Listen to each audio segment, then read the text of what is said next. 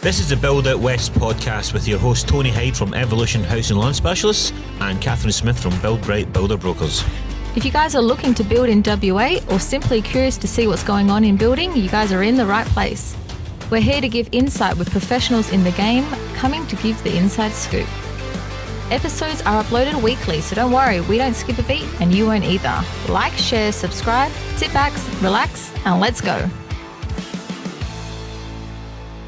Hello and welcome to the Build Out West podcast with your host Tony Hyde. And Catherine Smith, good morning. Good morning, how are we? Good. It's my favourite time of day. Podcast time with Tony. This is it. So yeah. good, isn't it? You know what I like is sometimes not having a guest and we can just talk one-on-one, you know? Be real. Guests are Be great, a little bit silly. Guests are great, but you know? still need to give you some nuggets of advice and... Golden nuggets, we call it. This is it. So what are we talking about today? So today we're talking about building to rent, right, for investors. So I thought we could actually make this a bit of a series, if you will. I thought, let's start and do it more like price points, you know. So it's like if someone's like, I got 500 grand and they want to build to rent or build to invest, we call it. This is very popular for like East Coast investors at the moment, where they're like, look, I can't afford, say, 800 grand, 900 grand, but if I've got 500 grand to invest, where are we building? To rent, right? So yeah, let's stick to 500 grand today and see what's what. Try and go like north, south and kind of central, east sort of thing, I think the way I've sort of explored it is just different areas do different things, but also will give you different rental yields. So it's really up to the buyer. And what we'll do for this podcast is we'll put the map up as well, so you can sort of see the surrounding suburbs and a little bit of the areas, and we can do this and we can AI it. All right? So, AI, that's it. Okay, so let's start with Hilbert. We've touched on this one a bit, but it is a goodie. Tell us about Hilbert. So Hilbert is south, but it's kind of south sort of east. Yeah. Heading out towards that kind of Gosnells and Armadale sort of way. It's kind of latched onto a brand new building, a brand new estate called Sienna Woods at Stockland's done. Yeah. And the amount of building that's going on around there, the Albany High, the Thomas Road, there's a new Costco. It's all showing you the development going on in that area, and I think we've harped on about how Gosnells is like a really good suburb. Yeah. That's so close to it, and with a brand new estate with all the amenities, it's just and it's cheap. Yeah, so as you can see our AI map around us, you can see where it's positioned. It's basically 31 kilometres southeast. It would take, I would say, about 25 minutes to the city. So it's very much that family area, and that's why it's a really great place to build to rent around 500 grand, because what happens is the people that rent there rent long term. So the reason being is their kid is in that local primary school catchment area. They don't want to obviously pull their kid out for the next 5 years or whatever. And you get those long-term renters there, but also those families that obviously want to make your build or your home more of a home rather than a house. You don't have that churn and burn, sort of that uni student thing. But in terms of stats, it's very interesting because we actually have a 20% rental growth in Hilbert for the last 12 months, which is clearly a demand for people wanting to rent there, right? So if there's demand to rent, let's build to rent, right? In saying that, the vacancy rate is almost non-existent. So there's a huge demand for people that want to rent or live in the area because it's actually really beautiful, but there's just not any availability for them to do that.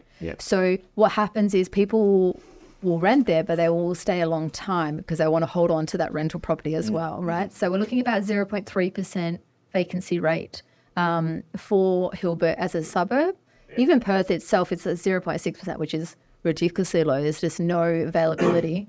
But as you can imagine, Hilbert's half that, and a 20% growth in rentals. It just makes a lot of sense to build there at the moment because you're going to get a tenant before you've even got the keys in your hand, you know? And there's quite a few estates out there as well. There's 2 or 3 estates that work pretty well out there. Yes. Another thing about that Hilbert Haines, if you're going to go down south towards Pinjarra, it's like 20-25 minutes from Pinjarra, and it'll be even quicker. I think it's 40 minutes when they extend the Albany Highway out down there. Why that's important is Pinjarra is going to become like the industrial business hub for the southeast. Going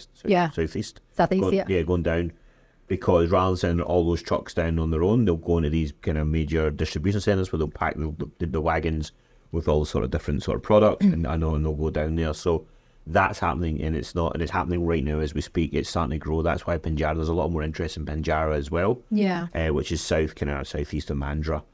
But AI map that Pinjarra as well. Yeah. So that's it. So I can see that kind of starting to happen very quickly. Yes. Yeah. And in saying that, because obviously there's such a demand for rental properties in Hilbert, the price of rentals are obviously much higher. So you're actually getting a whopping 6% median in rental yields, which is very high, especially for being able to get it for under 500 grand, you know. Yeah. So you're going to get a higher rental yield, you're going to get a long-term rental, and you're going to rent it very quickly. But also in terms of equity, because obviously we're not just doing it to rent, but we want to obviously make money. Yeah. There's about 13% median price change, right, in the last 2 years there. So there is a nice steady increase in pricing. So if we watch this in a year's time, we might not do under 500 for Hilbert. It'll probably be under 600. But yeah, if you had 500 grand, I would build to rent in Hilbert. I mean, I've got a client who's pretty much just got keys now, and he's in Sienna Woods, and he was under 400k for his build house and land package, just about over 400. I think it was like 410 or something, and it was completed. It was a 4x2 theatre, so I think he's going to be pretty happy with it. That would be stoked, yeah. Oh my gosh. Okay, next suburb. Let's do Baldivis. Baldivis down where I live. So Baldivis, the dirty south, we call that. Baldivis is probably one of the biggest suburbs we've got. Housing estate developments in WA. It's massive. There's when I say there's 20 building land estates down there, I'm probably not lying. Not exaggerating. There's a lot down there, and it expands out, and then you've got that mixture of the big blocks with the acreage. So they've purposely built it that way to make it very much. Yeah, there's a lot of houses, but there's also the acreage and the land around it. Massive big new school went in there, Tranby College, a few years ago. And it's nice and cheap in there to build and live in. And it's been around for a while. But that was probably since I moved here, Baldivis was getting built. So it was 16 years ago, and it's still not finished, and there's still more to it. And definitely connecting right up the freeway. But Baldivis goes from like the freeway on the map all the way right down to almost the train station in Warnbro, which is it's massive. Yeah, it's quite a big suburb in terms of space. Yeah, Baldivis is an interesting one. It's about 45 k's south of Perth, 35-minute drive. Everybody knows it, but yes, we can do it under 500 grand, but it won't be for long. That's how I would really say it. There's actually not a lot of land left, and how you touched on there being so much land over the years, we're now getting to the end of that.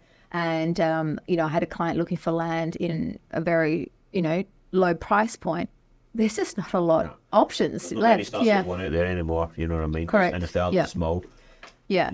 So Baldivis is a really good place to build to rent. Again, a very low vacancy rate, 0.4% vacancy rate for Baldivis, right? Which basically means the demand to rent there is extremely high. And then the median rental yield is also really strong at 5.4%. Yeah. So it's good. Some of the good reasons why Baldivis works well is going down there is they've got I spoke about this on multiple podcasts, is the naval base down there on Garden Island. It's only a 10-15 minute drive. We know, I don't know if you know this, but the Navy have bought nuclear submarines. Yes. And we have to train everyone, or the naval submariners have to be trained. And I know for a fact that the Navy aren't hitting their recruitment quotas. I know that. So what's happening is they've now engaged 600 American sailors, submariners to come over and man these submarines and teach the Australian submariners. I haven't seen information that I have family underneath it. So I know, so from that, then what they've just done in the base, they've just built a multi-pyramid of apartments. They're going to be for the American sailors, which means they're going to kick all of the other sailors out. The Defence Housing Organised Association, they like to buy rentals or rent off you for anything between 2 and 9 years, give you proper marketing, and you just set and forget it. So there's loads of options down there. Yeah. The Baldivis area would be perfect for DHA because they'll give you a decent rate, and they'll just constantly fill it with sailors or army or whoever it is needs to be, and you can have it for 9 years. Like now, the only thing with that is if the rental market jumps up $100 a week, you're not going to get that because you've signed a contract. But if it drops 200, then you're still going to get the same amount. So there's lots of different things, especially around that DHA in that area. I think it's an absolute win bonus, and I know they're going to be screaming for houses because there are none. because all the other rental things are going to hit there. And there's very community based as well, Baldivis. You know, there's a lot of the Kiwi contingent down there, the Islanders and all that stuff. I play rugby league down there. So, but in terms of like their infrastructure, it's all very much established now. So Baldivis has been going on at least 10, 15 years now. But now you're getting, you know, the train station's done, the shopping centre's complete, medical centre, the vet, everything's sort of done now. So it's really, we're just on the last legs.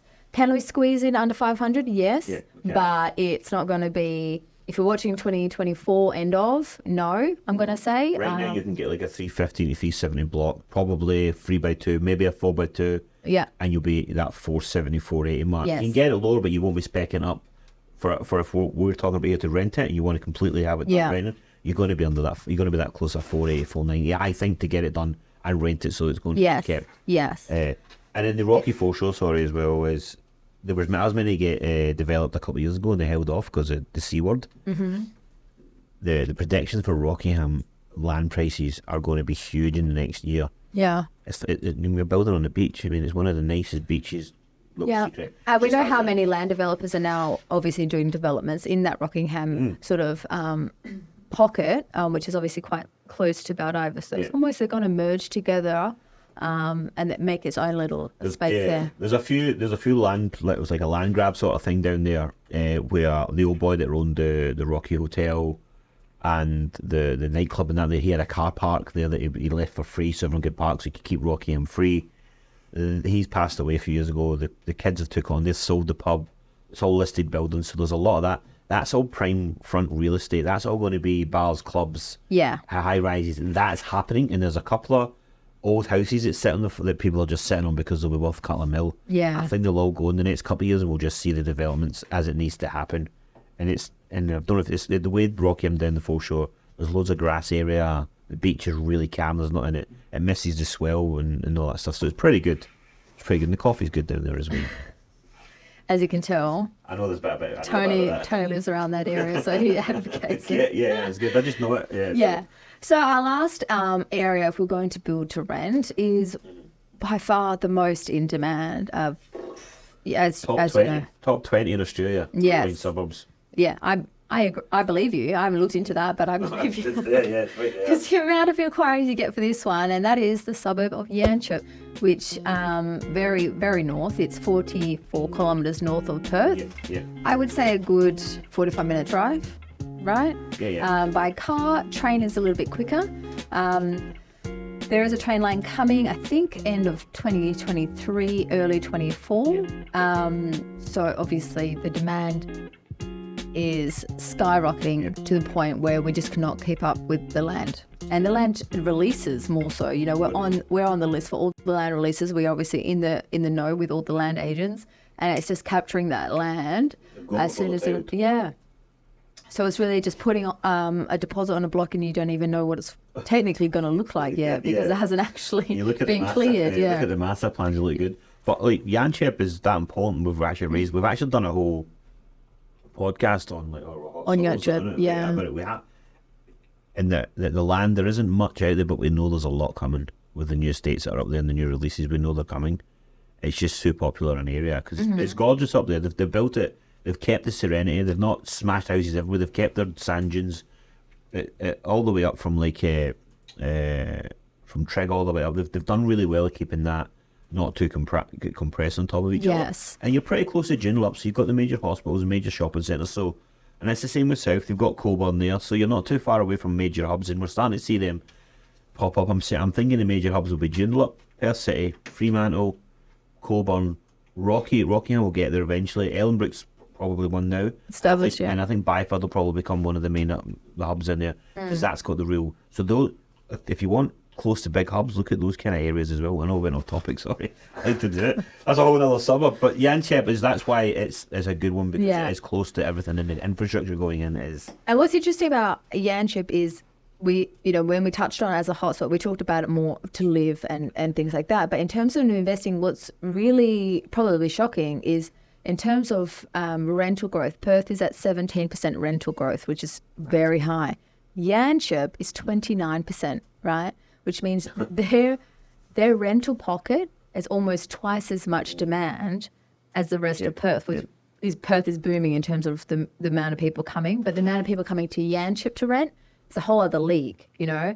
Their vacancy rate obviously is 0.4%, which isn't particularly shocking, knowing the stats. It's just everyone is actually looking to rent there. And I feel like almost as a put your foot in the water kind of vibe where they just want to test it to see if that's really what they want, a long-term commitment. Yeah. And it's when we've been up to those areas and we've spoke to people or the people going in there, there's a lot of British. They seem to, and then I know they seem to, when they come to especially Perth, they'll live north or south. I think just because of the cost of living in between, and they don't know, and there's a lot of Brits off the south, so they go where they're comfortable. Yes. Because you go to Joondalup shop and sit in the shop, there's a British shop and all that kind of stuff, right? So yeah, I'm seeing it, and then maybe look, kind of older couples are just kind of downsizing or retiring. They're just on the beach living. But the next suburb there is it Quint, Two Rocks? Two Rocks, yeah. That's not far off becoming huge as well, and it's only like 10 minutes up, so they'll be connected, and that'll be another area, and there'll be a train lane in there, so it's people are really trying to get in front of Yanchep before the infrastructure is connected, just purely for equity growth. Yanchep, we were looking 370 probably 5 years ago. Now you don't get much change under 500. We can still do it, but Yanchep, it's 500 grand or just under to build to rent there. Well, cause we done in a deal there, I think it was just about 430 maybe 18 months ago, and that was a dual living sort of situation, not granny, for like a self-contained at the front. And I can only imagine what she's made on that, right? Yeah. Like, it's huge. So no, there's definitely opportunities. Are those growths going to be there in 12 months? Definitely not. There'll be different suburbs, but it's definitely... What we'll do is we will redo this one and we'll go Hilbert, Baldivis, Yanchep, end of 24. We'll see where we're at. Good, and we'll see if we could do anything under 500 there. Absolutely. But if we want to build to rent, they're the three suburbs that we're looking at. Definitely. Under 500. Under 500 grand, In a couple of weeks, you'll release the one that'll be under 600 and then under 7. And when there is demand, we can go up further than that as well. Yeah, sure. Definitely. What Cool. do you reckon? I love it. Nice short, sweet one today. Well, it wasn't that short. It's 17 minutes. I know. Shorter than that, 30 minutes. Look, Less rambling, straight to it, yeah. Well, that's me. Catherine kept kicking under the table to stop talking. Hey, just as always, thank you so much for listening. Like, share, follow. We really want you to subscribe on that YouTube channel if you can for us. It really bumps our numbers up for us. Yeah, we've got over 100 subscribers now, 120 or something. So we're seeing about 1,000 downloads overall, a week overall.